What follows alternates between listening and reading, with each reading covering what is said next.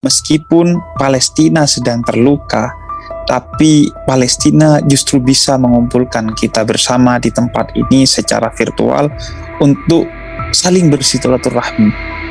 Dari sini saja Palestina yang sedang terluka masih bisa memberikan kontribusi bagi kita, yaitu mengumpulkan kita untuk saling bersilaturahmi satu sama lain. Sehingga tidak perlu ada tanya lagi untuk kita berkontribusi bagi kebebasan, kemerdekaan, kedamaian, dan kesejahteraan Palestina. Palestina terluka karena bangsanya dijajah, tanahnya dirampas, manusianya disakiti hingga dibunuh. Penjajahan atas negeri Palestina telah berlangsung sejak tahun 1948 oleh Zionisme yang terhitung sejak mereka mendeklarasikan Israel sebagai negara yang merdeka menurut mereka.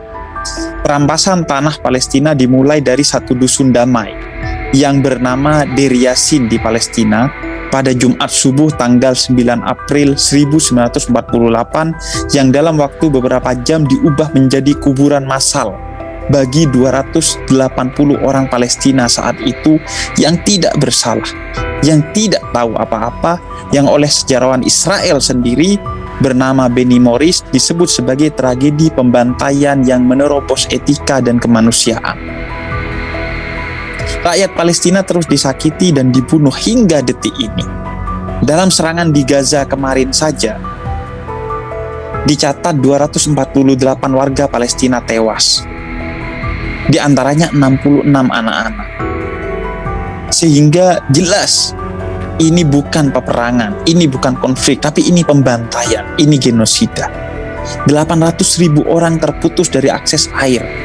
17.000 rumah hancur, 53 sekolah rusak, dan 6 rumah sakit hancur, serta 50% infrastruktur di Gaza rusak karena serangan kemarin selama 11 hari saja.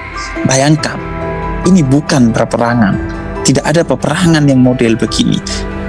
Ini adalah pembantaian, ini adalah penjajahan. Dalam perang sekalipun yang kita tidak setuju, tetap warga sipil harus dilindungi, tapi ini warga sipil pun dihabisi. Gaza seolah menjadi penjara terbesar di dunia hingga saat ini. Ia diisolasi dan diboikot. Warganya terus diteror dan hidup dalam ketakutan. Maka luka Palestina adalah luka kita. Kita umat Islam. Karena sabda Nabi Muhammad SAW menyebut kita seperti satu tubuh, di mana kalau kaki terluka maka mata akan otomatis menangis. Palestina adalah ekspresi ukhuwah Islamiyah kita. Kita sedang diuji sebagai umat Islam. Apakah kita akan berukhuwah, bersatu padu untuk menyatukan barisan melawan penjajahan Israel atas Palestina? Inilah ekspresi atau output dari sholat berjamaah kita setiap hari. Apakah kita juga akan berjamaah melawan Israel? Kalau kita masih disibukkan oleh saling caci maki satu sama lain, maka Israel bukan hanya tidak akan hancur, tapi Israel masih ada dalam diri kita yang saling mencaci satu sama lain. Luka Palestina adalah luka kita orang Indonesia, apapun agamanya. Karena kemerdekaan kita dibantu oleh Palestina, dan kita juga telah berjanji sejak pembukaan UUD 1945 bahwa penjajahan di atas dunia harus dihapuskan dan perdamaian yang abadi harus diwujudkan.